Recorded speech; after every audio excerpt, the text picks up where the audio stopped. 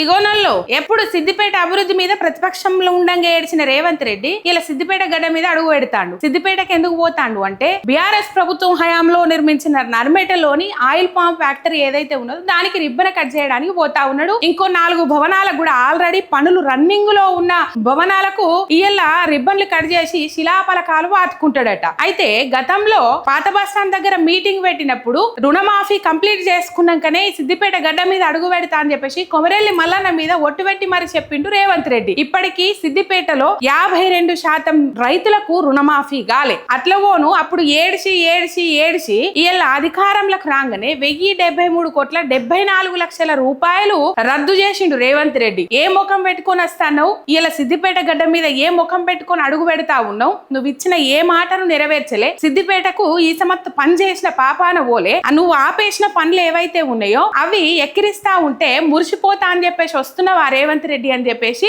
ఇలా సిద్దిపేటకు వస్తున్న రేవంత్ రెడ్డికి నిరసనలు దాకేటట్టు ధర్నాలు చేస్తా ఉన్నారు సిద్దిపేట పబ్లిక్.